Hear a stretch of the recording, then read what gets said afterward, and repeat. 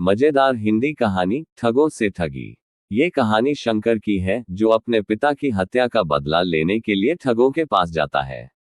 अंत में शंकर अपने पिता के हत्यारों को ठगों की तरह ही नदी में डूबाकर उन्हें समाप्त कर देता है और काशीपुर लौटकर अपनी मां को न्याय दिलाता है। ठगों से ठगी। मजेदार हिंदी कहानी ठगों से ठगी। काशीपुर में शंकर अपनी विधवा मां के साथ रहता था। उसका पिता उस इलाके का मशहूर ठग था।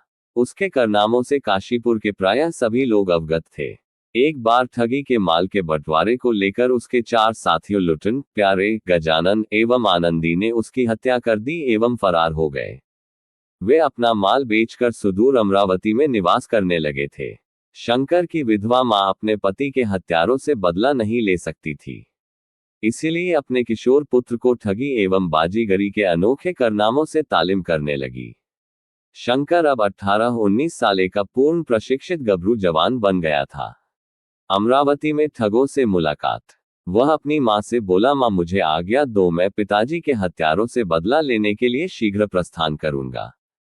मां ने उसे चंदन का तिलक लगाया एवं नजर उतारी। राह में जलपान हेतु मीठे पकवानों की एक गठरी भी उसे थमा दी। मां का चरण स्पर्श कर शंकर अमरावती नगर के लिए प्रस्थान कर गया। उन दिनों घोड़े हाथी के अलावा कोई दूसरी सवारी तो थी नहीं। शंकर एक घोड़े पर सवार होकर जंगल पहाड़ों से गुजरता हुआ कई दिनों की लंबी यात्रा तय कर वहां पहुंचा। अमरावती पहुंचकर उसने एक सराय में एक कमरा लिया एवं अपने को एक व्यापारी बतलाया। लोगों से पूछते पाछते उसे अपने पिता के हत्यारों लुटन, प्यारे, गंजानन एवं आनंदी का पता लग गया। वे चारों अमरावती नगर में एक साथ निवास कर रहे थे। वे दिन में व्यापारी बनकर व्यापार करते एवं रात में ठगों का वेश धरकर ठगी बटमारी किया करते थे। उनके पास पहुंचकर शंकर ने उनके पैर छूते हुए कहा, मामा जी मेरा प्रणाम स्वीकार करें। ठगों को अपने इस अज्ञात भांजे को देखकर आश्चर्य हुआ। उन्होंने सम्मिलित स्वर में कहा, हमने तो तुम्हें पहचाना नहीं। शंकर बोला, आप लोग तो देश छोड़कर इधर आ बसे।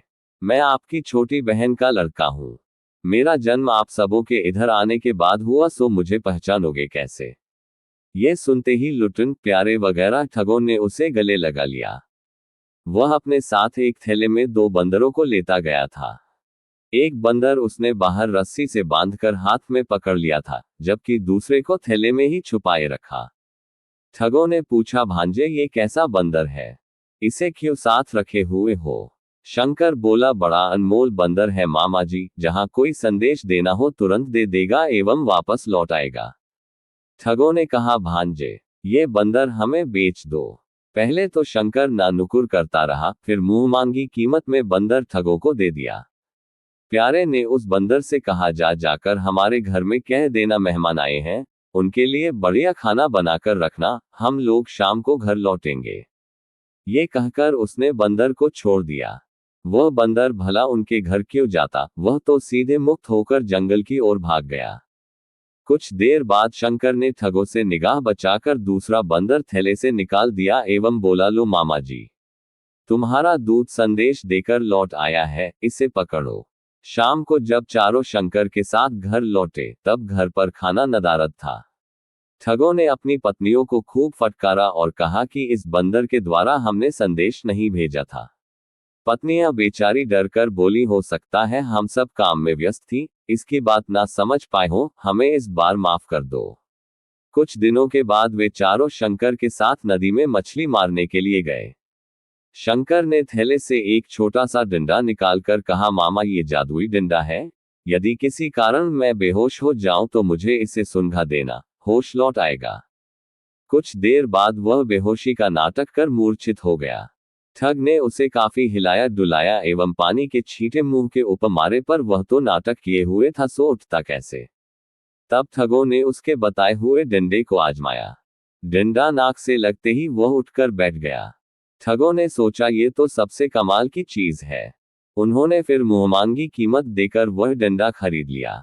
इस बार फिर ठगों ने नदी किनारे से दूसरे बंदर को घर पर खाना बनाने का संदेश देकर भेजा। यह दूसरा बंदर भी उनके हाथ से छूटते ही जंगल की ओर भाग गया। शाम में जब पांचों घर पहुंचे तब भोजन फिर नदारद था।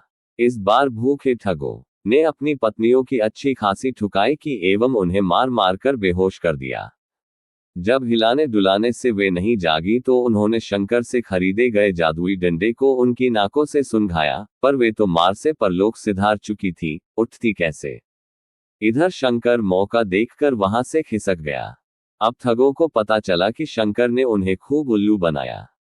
वे उसे ढूंढने लगे। कई दिनों के प्रयास के बाद एक दिन शंकर नदी किनारे उन्हें मिल गया। उन सबों ने उसे पकड़ लिया एवं एक बोरे में बंद कर नदी में फेंकाए।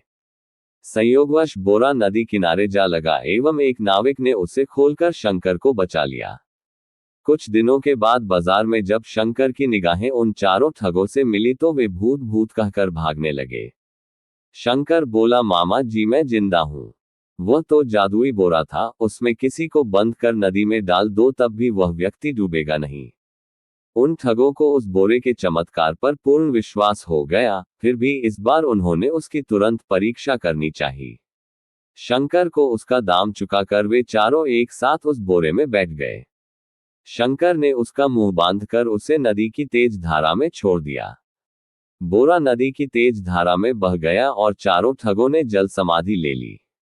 इस प्रकार अपने पिता के हत्यारों से बदला लेकर एक मोटी रकम के साथ शंकर काशीपुर लौट आया। कहानी से सीख, सच्चे प्रतिशोध और न्याय के लिए धैर्य, चतुराई और कड़ी मेहनत की आवश्यकता होती है। शंकर की कहानी यह सिखाती है कि बुरे कर्मों की सजा अंततः मिलती है और सच्चाई की हमेशा जीत होती है।